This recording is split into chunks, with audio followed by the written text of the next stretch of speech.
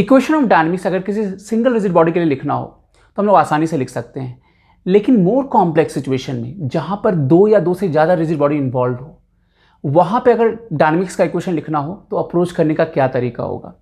Olympiad series के आज के वीडियो में हम लोग इसी कॉन्सेप्ट को डिटेल आउट करेंगे with the help of one of the best problem of rotational dynamics. And I am sure अगर आपने इस वीडियो को थॉरोली देखा आपका इंटायर कॉन्सेप्ट बिल्कुल क्लियर हो जाएगा। So let me first explain you the situation of the problem. So यहाँ पर आप देख सकते हो कि एक प्लैंक है जो कि स्मूथ सरफेस पे रखा हुआ है, राइट। इस पे हम एक फोर्स F लगाते हैं इन सच ए वे कि इसके ऊपर जो दो स्फीयर आपको दिख रहा है, ये बड़ा स्फीयर है, छोटा स्फीयर है, ये दोनों मतलब प्योर रोलिंग कर सके। मतलब ये जो छोटा स्फीयर है इस बड़े स्फीयर पे प्योर रोलिंग करे और ये जो बड़ा स्फीयर है इस प्लैंक पे प्योर रोलिंग करे। इसका मतलब ये हुआ कि जो फ्रिक्शन है इस दोनों के बीच में सफिशिएंट है, या इस दोनों के बीच में सफिशिएंट है जिससे कि प्योर रोलिंग पॉसिबल हो पा रहा है। और इनिशियली ये रेस्ट पोजीशन से ये इस को सिचुएशन स्टार्ट किया जा रहा है। इसका मतलब ये हुआ कि ये जो F है जब हम लगा रहे हैं उस समय इस दोनों ही स्फीयर का जो इनिशियल वेलोसिटी है, एंगुलर वेलोसिटी है, वो जीरो है, ठीक है। सो हमें बताना है कि इस फोर्स का वैल्यू क्या होगा, और कंडीशन यहाँ पे क्या है कि इसके ये जो सेंटर है दोनों स्फीयर का, है ना, ये दोनों जो सेंटर जो लाइन ज्वाइन कर रहा है इस दोनों सेंटर को, दोनों स्फीयर के सेंटर को, ये सॉलिड स्फीयर है, दोनों ही जो है सॉलिड स्फीयर्स है, इसका जो सेंटर ज्वाइनिंग है ये हमेशा ये थीटा एंगल बना रहा है, राइट। ये कंडीशन दिया हुआ है तो F का वैल्यू क्या होगा, right. So I hope situation clear है। यहाँ पे दो सॉलिड स्फीयर्स है, एक छोटा स्फीयर एक बड़ा स्फीयर है जो कि एक प्लैंक पे रखा हुआ है, इस पे हम प्लैंक पे फोर्स F लगाते हैं। और यहाँ जो प्लैंक है और जो ग्राउंड है उसके बीच में सरफेस स्मूथ है, लेकिन बड़ा स्फीयर और प्लैंक के बीच में फ्रिक्शन सफिशिएंट है कि प्योर रोलिंग पॉसिबल हो सके। या फिर आप ऐसा भी कह सकते हो कि जो छोटा स्फीयर और बड़ा स्फीयर इसके बीच में भी फ्रिक्शन सफिशिएंट है कि प्योर रोलिंग पॉसिबल हो सके।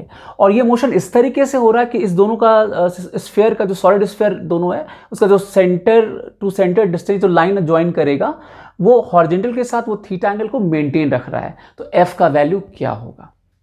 तो सबसे पहले सिचुएशन को समझना बहुत इंपॉर्टेंट है, तभी हम लोग आगे अप्रोच कर सकते हैं। तो सबसे पहले हम लोग बात करते हैं काइनेमेटिक्स की, क्योंकि यहाँ पर ये दिया हुआ है नो स्लिपिंग कंडीशन दिया हुआ है, राइट। सो अगर नो स्लिपिंग कंडीशन लिखें तो क्या बनेगा। तो सबसे पहले हम बात करते हैं एक्सेलरेशन के बारे में। सो आप जरा सोचिए कि ये जो लाइन जो ज्वाइन हम लोग कर रहे हैं ये हॉरिजॉन्टल के साथ थीटा एंगल बना रहा हो, इनिशियल जो एंगुलर वेलोसिटी है दोनों का ही जीरो है, ये ध्यान रखना है। सो अगर ये थीटा मेंटेन्ड है तो ऐसा तभी हो सकता है जब दोनों का एक्सेलरेशन फॉरवर्ड डायरेक्शन में सेम हो, क्योंकि गिवन टाइम में ये जितना डिस्प्लेस होगा इसको भी उतना ही डिस्प्लेस होना पड़ेगा, सो दैट ये जो लाइन ज्वाइन हम कर रहे हैं इस दोनों के सेंटर को, उसका हॉरिजॉन्टल के साथ एंगल जो है वो थीटा मेंटेन रहे। सो पहला कंडीशन क्या आ गया यहाँ पर कि जो A1 होगा वो A2 के इक्वल होगा, ठीक है, ये ध्यान रखना है। अब नो स्लिपिंग कंडीशन पे आते हैं, ठीक है। तो यहाँ पे दो कांटेक्ट पॉइंट है। सो पहला जो कांटेक्ट पॉइंट है यहाँ पर है इस दोनों स्फीयर के बीच का, दोनों को मैंने अलग से बना के रखा हुआ है। तो यहाँ पर एक कांटेक्ट पॉइंट है दोनों स्फीयर के बीच का, और दूसरा कांटेक्ट पॉइंट ये जो बिगर स्फीयर और प्लैंक के बीच का है।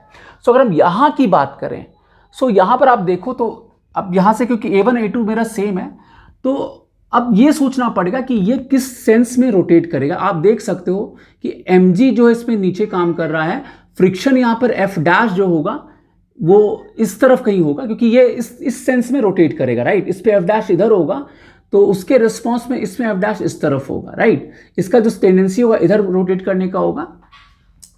और यहाँ पे जो फ्रिक्शन होगा इस जगह हम बात करें प्लैंक और स्फीयर के बीच में बात करें तो प्लैंक पे जो फ्रिक्शन F होगा वो बैकवर्ड काम करेगा, उसके रिस्पॉन्स में स्फीयर पे जो फ्रिक्शन काम करेगा इधर काम करेगा, ठीक है, ये ध्यान रखना है। सो जैसे अगर हम यहाँ पर इस जगह पॉइंट ऑफ कांटेक्ट की बात करें कि अगर यहाँ पे स्लिपिंग नहीं हो रहा है तो कंडीशन क्या बनेगा, तो आप ठीक से देखो यहाँ पर, क्योंकि ये ऐसा आप कह सकते हो कंबाइंड मोशन में होगा, और यहाँ पर जो α1 होगा ये उल्टे सेंस में होगा, ठीक है। इसको हम लोग कैसे जस्टिफाई करें, आप जरा सोचना। अगर हम इस पॉइंट का एक्सेशन लिखे कंबाइंड मोशन के लिए, सो A2 का जो इधर वाला कंपोनेंट होगा वो कितना होगा, A2 साइन थीटा होगा, राइट। तो इसके पास A2 साइन थीटा होगा। एट द सेम टाइम इस रोटेशन की वजह से, क्योंकि इसका तो हम समझ रहे हैं कि इसका रोटेशन क्लॉकवाइज सेंस में होगा, ऐसा होगा, तो जो R2 अल्फा 2 होगा वो ऑपोजिट डायरेक्शन में होगा, राइट। तो इसका जो एक्सेलेरेशन बनेगा वो कितना होगा, यहाँ पर पॉइंट ऑफ कांटेक्ट का वो होगा A2 sine theta, right, minus कितना हो जाएगा R2 अल्फा 2। इसका लेट से हम इसका रेडियस हम R1 कहते हैं, इसका R2 बोलते हैं, राइट। तो ये कितना हो जाएगा, इसका होगा A2 साइन थीटा इस डायरेक्शन में और R2 अल्फा 2 बैकवर्ड डायरेक्शन में। तो ये हो जाएगा R2 अल्फा 2। और अगर हम इसके रेस्पेक्ट में लिखें तो ये हम लोग क्या लिखेंगे, अगेन इसका A1 का जो इधर वाला कंपोनेंट होगा A1 साइन थीटा वो इस डायरेक्शन में, टेंजेंशियल डायरेक्शन में। और अब यहाँ पे सोचना है कि जो R1 अल्फा 1 होगा, क्योंकि अल्फा 1 को इधर होना पड़ेगा, क्यों, अगर पहले मान लेते हैं कि अल्फा 1 को इस डायरेक्शन में होना पड़ेगा, उसको मैं जस्टिफाई करूंगा अब यहाँ पे, ठीक है। तो यहाँ पे A1 साइन थीटा इस तरफ होगा, है ना, और क्योंकि A1 साइन थीटा जो होगा इस डायरेक्शन में होगा और R1 अल्फा 1 की वजह से ये पीछे के डायरेक्शन में जाएगा, तो माइनस ये कितना होगा R1 अल्फा 1 हो जाएगा, ठीक है। अब A1 A2 तो सेम है तो ये कैंसिल आउट हो गया। अगर आप अल्फा 1 का डायरेक्शन क्लॉकवाइज सेंस में रखोगे तो ये जस्टिफाइड नहीं हो पाएगा, नहीं, यहाँ पे पॉजिटिव साइन आ जाएगा, करेक्ट। सो इसको इधर होना पड़ेगा क्योंकि नो स्लिपिंग कंडीशन है, राइट। सो यहाँ से एक एडिशनल कंडीशन मेरे पास क्या आ गया कि जो R1 अल्फा 1 होगा वो R2 अल्फा 2 के इक्वल होगा, राइट। तो ये भी सोचना था जो सेंस ऑफ रोटेशन होगा वो कैसा होगा, ठीक है। अब तीसरा पॉइंट कि यहां पे भी कोई स्लिपिंग नहीं हो रहा है इस बिगर स्फीयर और इस प्लैंक के बीच में, तो यहां कंडीशन क्या बनेगा, तो ये A1 इस तरफ है और इसका अल्फा 1 इस डायरेक्शन में, तो पॉइंट ऑफ कांटेक्ट का जो एक्सेलरेशन होगा वो कितना होगा, A1 plus R1 alpha 1, this must be equal to A के इक्वल हो जाएगा, राइट। तो ये सारा कॉन्सेप्ट हमें जो प्योर रोलिंग का कॉन्सेप्ट होता है उससे हमें पता है। तो ये तो पूरा काइनेमेटिक्स वाला पार्ट हो गया, राइट। सबसे पहले हम लोग उसको डिस्कस करते हैं। ये डिस्कस करना इसलिए भी जरूरी है ना, क्योंकि आप जब काइनेमेटिक्स का इक्वेशन लिखोगे तो आपके पास क्या होगा ना कि आप रिलेट कर पाओगे एक बॉडी के मोशन को दूसरे बॉडी के मोशन से, आप रिलेट कर पाओगे तो आपका जो वेरिएबल्स होगा वो कम हो जाएगा, राइट। सो सबसे पहले हम लोग काइनेमेटिक्स का इक्वेशन लिखेंगे और अब हम लोग डायनेमिक्स की तरफ अप्रोच करते हैं, राइट।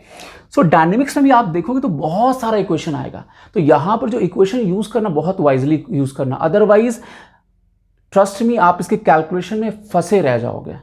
सो बहुत वाइजली यूज करना है कि कौन सा इक्वेशन यूज करना है हमें और हमारा पर्पस क्या होगा। मैं लॉजिक के साथ आपको समझाता हूं कौन सा। तो सबसे पहले हम बात करते हैं पहले लेट्स से बिगर स्फीयर की बात किया, पहले हम प्लैंक की बात कर लेते हैं। सो प्लैंक के लिए क्या होगा, फॉर प्लैंक अगर हम लिखें तो इसका इक्वेशन क्या बनेगा, F फॉरवर्ड है, राइट, F इस तरफ होगा और ये माइनस F इस तरफ हो गया, राइट। तो ये हो जाएगा और इसका मास 6m है, तो ये 6m इंटू ए, इसका एक्सेस मैंने फॉरवर्ड डायरेक्शन में ए लिया है, राइट। अच्छा, आप एफबीडी भी यहाँ पे देखोगे ठीक से, तो जैसे ये एन डैश जो मैंने लिया है इस दोनों के बीच का कॉन्टैक्ट फोर्स है, तो इस पे एन डैश इधर काम करेगा, इस पे एन डैश इधर काम करेगा, ठीक है। एम जी इस पे इधर काम कर रहा है, इसका जो है 8 mg, इसका मास 8 mg यहाँ पे दिया हुआ है, ठीक है। सबका मास आपके सामने लिखा हुआ है यहाँ पर, इसका m है, इसका 8m है, इसका 6m है। सो 8 mg यहाँ पे नीचे के डायरेक्शन में काम करेगा, यहाँ पे mg नीचे काम कर रहा है, एन डैश इधर काम करेगा। तो आप ठीक से देख सकते हो कि यहाँ पे एन डैश और mg तो रोटेशन दे नहीं सकता है, एफ डैश ही इसको रोटेट कराएगा। और यहाँ पर हम बात करें तो इस जगह एफ डैश इधर, इसके रिस्पॉन्स पे एफ डैश इधर काम करेगा, एन डैश इधर काम कर रहा है। अब ये जो नॉर्मल, ये प्लैंक जो दे रहा है उसका नॉर्मल है, 8 mg इधर काम कर रहा है। सो क्योंकि यहाँ पर अल्फा 1 एंटी क्लॉकवाइज सेंस में, इसका ये मतलब हुआ कि इसका जो टॉर्क होगा सेंटर ऑफ मास के अबाउट वो ज़्यादा हो जाएगा एफ डैश के टॉर्क से, तभी ये वैसा पॉसिबल हो पाएगा, राइट। तो ये भी सोचना है। इस नॉर्मल के रिस्पॉन्स पे नॉर्मल इधर आ गया, यहाँ पर एक ग्राउंड जो नॉर्मल इसको एन नॉट हमने बोला, इसको 6 mg, और ये पे इसको ग्रेविटेशन फोर्स से 6 mg काम कर रहा है, ठीक है। तो ये बेसिक हमारा फ्री बॉडी डायग्राम हो गया, ठीक है। और यहाँ पे A1 A2 हमने कंक्लूड कर दिया कि सेम होगा, and R1 alpha 1 R2 alpha 2 के इक्वल और A1 plus R1 alpha 1 A के इक्वल होगा, ठीक है। सो ये प्लैंक का इक्वेशन हो गया, इसको इक्वेशन नंबर 1 बोलते हैं, राइट। अब हम लोग लिखते हैं for bigger sphere. So bigger sphere, और हमें कोशिश ये करना है ना कि हम वेरिएबल को मिनिमाइज कर सकें, क्योंकि बहुत सारा वेरिएबल है यहाँ पर, हमें मिनिमाइज करना ही पड़ेगा, राइट। सो अगर बिगर स्फीयर के लिए लिखेंगे तो इक्वेशन क्या बनेगा, हम पहले रोटेशन का अगर लिखें इक्वेशन, सो रोटेशन का इक्वेशन क्या बनेगा, F इंटू R1, ये 1 है, इसका हम रेडियस R1 बोलते हैं, इसका R2 बोलते हैं, राइट। क्वेश्चन में R1 R2 दिया नहीं हुआ, लेकिन हम मान के चलते हैं कि R1 R2 इसका रेडियस है, मे बी उसकी जरूरत ना पड़े। सो यहाँ पर इक्वेशन क्या बनेगा, जो टॉर्क लिखेंगे सेंटर ऑफ मास के अबाउट लिखेंगे, तो this would be F into R1, right. तो ये इस सेंस में हो गया, और एफ डैश इंटू R1 जो होगा ऑपोजिट सेंस में है, इंटू R1, और 2/5 m का वैल्यू 8m होता है, R1 स्क्वायर इंटू अल्फा 1, ठीक है। सो यहाँ से f माइनस एफ डैश, ये कितना हो जाएगा, 16m r1 α1/5 and as I said कि यहाँ पर हमें वेरिएबल को कम रखना है, तो हम r1 α1 यहाँ से क्या रख सकते हैं, आप देख लो ठीक से। सो r1 α1 जो होगा यहाँ से आप लिख सकते हो a-a1, ठीक है। जस्ट वेरिएबल को कम करने के लिए मैं ऐसे लिख रहा हूँ। सो यहाँ पर ये वैल्यू हम रख लेते हैं, तो 16m/5 है ना, और ये हो जाएगा a-a1, ठीक है। इसको इक्वेशन नंबर 2 बोलते हैं, ठीक है। अब इसके ट्रांसलेशन का इक्वेशन लिखते हैं, तो f इस तरफ हो गया, f डैश का जो इधर वाला कॉम्पोनेंट होगा f डैश साइन थीटा होगा, और n डैश को आप बढ़ाओगे आगे, सो n डैश कॉस थीटा इस लेफ्टवर्ड डायरेक्शन में होगा। तो अगर इसका इक्वेशन अगर लिखे तो क्या लिखेंगे, f plus f dash sine theta minus n dash cos theta, ये मास इंटू एक्सेलरेशन, क्योंकि इसका मास 8m है, तो 8m इंटू a1, राइट। सो ये इक्वेशन नंबर 3 हो गया। तो ये दोनों इक्वेशन जो है ये बिगर स्फीयर के लिए आया। अब हम लोग लिखते हैं स्मॉलर स्फीयर के लिए, है ना, स्मॉलर स्फीयर के लिए। अब क्योंकि यहाँ पे हमें फाइनली फोर्स बताना, F बताना है, ठीक है, और जो भी आंसर आएगा, एक्शन ड्यू टू ग्रेविटी यहाँ पर G है, इस तरफ G लेके चलना है, तो जो भी आंसर आएगा वो mg के फॉर्म में आएगा। तो हमें ये सोचना कि mg कैसे इन्वॉल्व होगा, राइट, यहाँ पर सोचना है हमें, राइट, क्योंकि F जो भी आएगा mg के फॉर्म में आएगा। तो mg के फॉर्म में आप देखो ठीक से, तो अगर आप बिगर स्फीयर को कंसीडर करते हो, राइट, तो इसका जब आप इक्वेशन लिखोगे, अगर mg लाना चाहोगे आपको वर्टिकल डायरेक्शन में लिखना पड़ेगा। तो क्या होगा कि ये ज़्यादा कॉम्प्लेक्स हो जाएगा, क्योंकि जो n डैश यहाँ पर होगा वो n पे डिपेंड करेगा, राइट, फिर n नॉट पे डिपेंड करेगा, तो ये थोड़ा कॉम्प्लेक्स हो जाएगा। तो it's better to pick smaller sphere. इस पे मेरा जो कांस्टेंट रिलेटिवली कम है as compare to this one, ठीक है। सो हम लोग इसको पिक करते हैं और इसका जो वो वर्टिकल कंपोनेंट है उसको लेते हैं, राइट। सो n डैश जो साइन थीटा होगा और f डैश का जो वर्टिकल कंपोनेंट होगा f डैश कॉस थीटा, वो mg से बैलेंस होगा, क्योंकि क्या हो रहा है ना कि ये आगे ऐसे ट्रांसलेट हो रहा है, एट द सेम टाइम ये रोटेट हो रहा है इस तरीके से, ठीक है।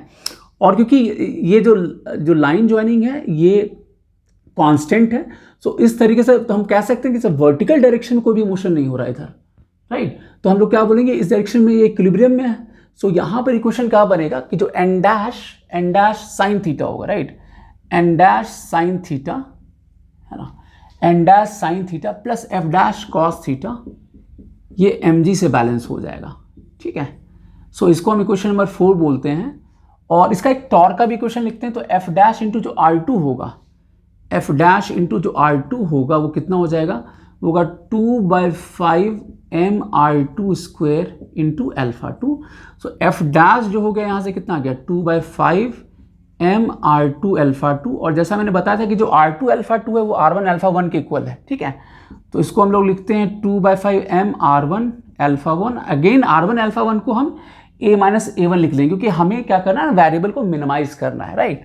सो यहाँ से जो f डैश का वैल्यू होगा वो 2/5m और r1 α1 यहाँ से जो होगा a-a1 हो जाएगा, ठीक है। सो इसको हम कहते हैं, ये हो गया हमारा इक्वेशन नंबर 5, ये हो गया इक्वेशन नंबर 5 हो गया, ठीक है। और एक इक्वेशन जो हम लोग लिखेंगे इस दोनों के कॉम्बिनेशन के लिए लिखने, राइट।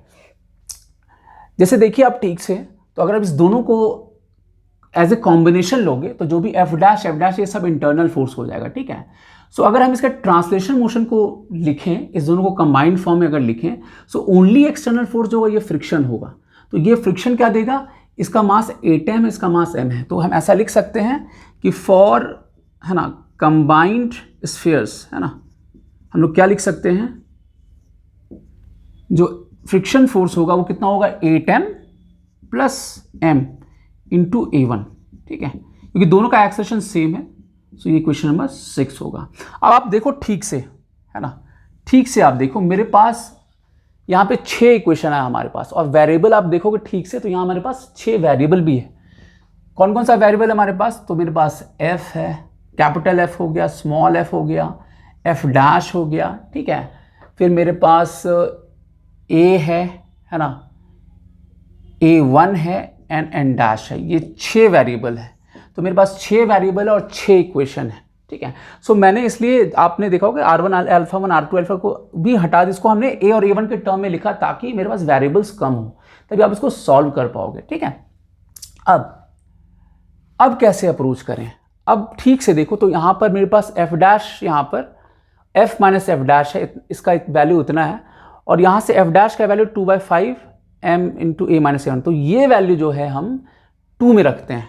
सो क्या करते हैं, put 5 in equation number 2।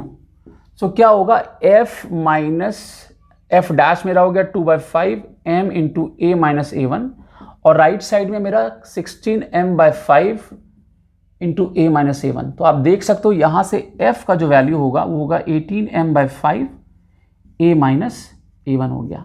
And friction का ये जो वैल्यू है, ये हमारे पास 9ma1 भी है, राइट। तो फ्रॉम 6 इक्वेशन नंबर 6 अगर हम देखें, सो यहाँ से कितना हो रहा है, f का वैल्यू मेरा 9ma1 हो जाए, राइट। अब इस दोनों को आप इक्वेट कर दो, तो इससे क्या होगा ना, a1 और a के बीच में रिलेशन आ जाएगा, है ना। और इससे बहुत सारा चीज़ ना हम आसानी से फिर कैलकुलेट कर पाएंगे। तो जैसे हम इसको इक्वेट करते हैं, तो 9ma1 is equal to 18m/5 into A minus A one कर लें, राइट। सो यहाँ पर ये 2 हो जाएगा, 5a1 जो होगा ये हो जाएगा 2a माइनस 2a1, तो 7a1 जो होगा ये 2a हो गया। सो यहाँ से जो a1 का वैल्यू होगा 2a/7 आ जाएगा। एक रिलेशन आ गया a1 और a के बीच में, इसको भी हम यहाँ पे साइड में लिख लेते हैं। तो a1 जो है मेरा 2a/7 हो गया, ये ध्यान रखना है, ठीक है। अब क्योंकि हमें फाइनली हमारा जो टारगेट है वो है कैपिटल एफ को कैलकुलेट करना, राइट। सो वहाँ पे हमें फोकस करना है कि अब कैसे सोचें वहाँ पर, राइट। सो यहाँ पर अब देखें ठीक से, अब मेरे पास क्योंकि आप देखो ठीक से, तो यहाँ पर mg आ रहा है, हमारा फाइनल आंसर जो आएगा f का mg के टर्म्स में आएगा।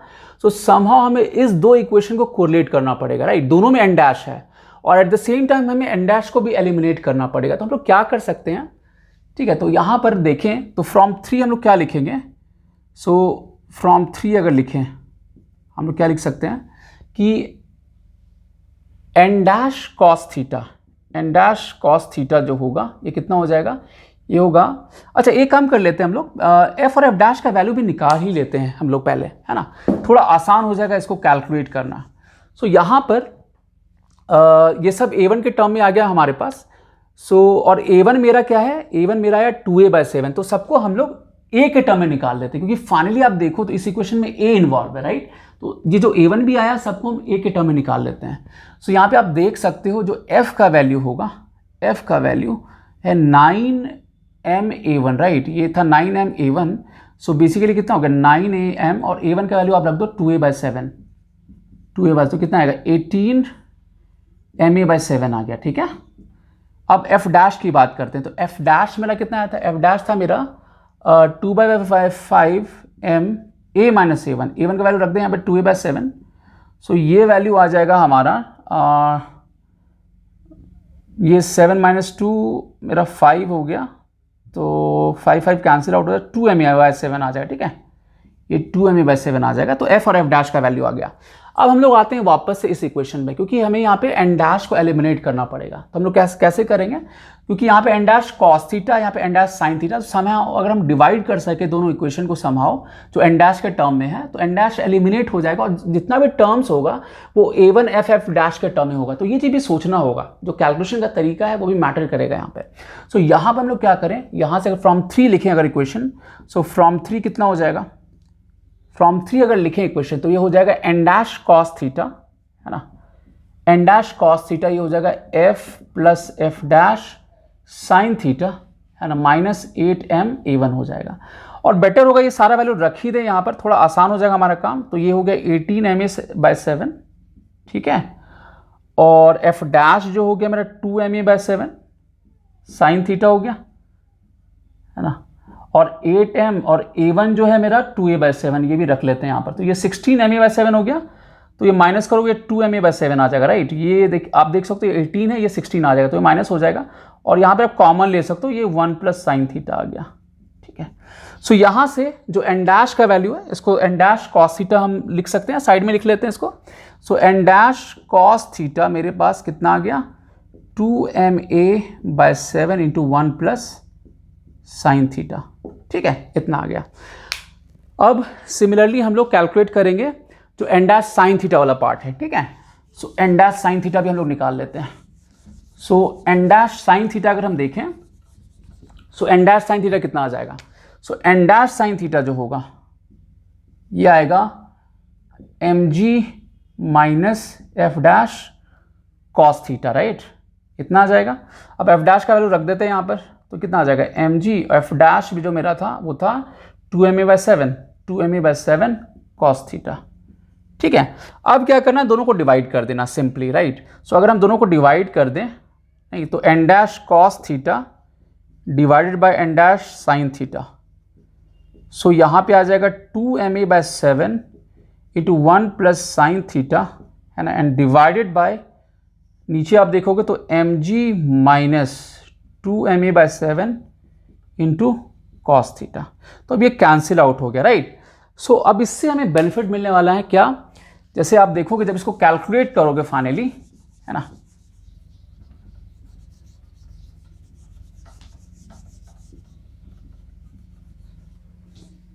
सो इसको जब फाइनली कैलकुलेट, तो ये कितना आ गया, ये आएगा, इसको आप बस क्रॉस मल्टीप्लिकेशन कर दो। सो ये वैल्यू आ जाएगा mg कॉट थीटा, राइट, और यहाँ पे मल्टीप्लाई करोगे, सो ये कितना आ जाएगा 2ma/7 और cos square theta by sine theta, cos square theta by sine theta आ गया। और राइट साइड में आप जाओगे तो ये मल्टीप्लाई कर दो यहाँ पर, है ना, कॉट थीटा, ठीक है, तो mg कॉट थीटा माइनस ये cos theta, cos square theta by sine theta आ गया, और राइट साइड में 2ma/7 into 1 plus sine theta आ गया। ठीक है, ये आ गया। सो अब इसको आप राइट साइड ले जाओ तो mg कॉट थीटा, है ना, सो ये कितना आ जाएगा, ये आएगा mg कॉट थीटा, जो इधर ले जाओगे 2ma/7 और 1 प्लस साइन थीटा, है ना, plus cos square theta by sine theta. अब देखो ठीक से, आप sine square theta plus cos square 1 बना लेगा यहाँ पर, तो यहाँ पर ये जो वैल्यू होगा mg कॉट थीटा, ये होगा 2ma/7 और ये साइन थीटा और प्लस होने, सिंपल मैथमेटिक्स आप आराम से इसको बता सकते हो, साइन थीटा आ जाएगा। सो यहाँ से ma का जो वैल्यू होगा बेसिकली आप देख सकते हो, अब यहाँ पे cos theta by sine theta रहेगा, तो एक साइन थीटा इसके साथ कैंसिल आउट हो जाएगा, तो ma का जो वैल्यू आएगा वो आएगा 7mg/2, है ना, और यहाँ पे cos थीटा आ जाएगा और नीचे 1 प्लस साइन थीटा हो जाएगा। ठीक है, तो ये आ जाएगा ma का वैल्यू। अब ये वैल्यू जो है हम लोग जो ओरिजिनल इक्वेशन था हमारा यहाँ पर, ठीक है, वहाँ रखना है। अब आप देखिए ठीक से, तो ma का वैल्यू आ गया और f का वैल्यू में ऑलरेडी इसके टर्म में पता है, ma1 के टर्म में पता है, राइट। सो f जो था मेरा, f था मेरा 9ma1 और a1 का वैल्यू 2a/7 है, राइट। a1 हम निकाल चुके हैं यहाँ से 2a/7, क्योंकि हमें फाइनली ma के हेल्प से कोरिलेट करना है इसको, राइट। सो 18ma/7 ये हो गया, ये वैल्यू यहाँ पे आप रख दो। सो f माइनस 18ma/7 और राइट साइड में आपका 6ma, तो इसको उधर ले जाओ तो 18ma/7 इधर ले जाओगे आप, 18ma/7 प्लस 6ma, तो ये आ जाएगा 60/7ma और ma का वैल्यू है यहाँ रख दो इस जगह से। ठीक है, तो 60/7 इंटू 7mg कॉस थीटा, है ना, divided by 2 into 1 plus sine theta.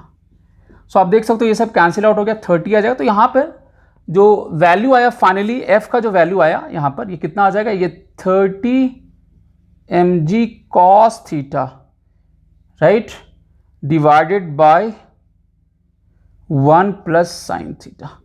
तो f का जो फाइनल वैल्यू होगा वो कितना हो जाएगा, वो होगा 30mg cos theta divided bye 1 plus sine theta. तो ये इसका फाइनल आंसर हो गया, राइट।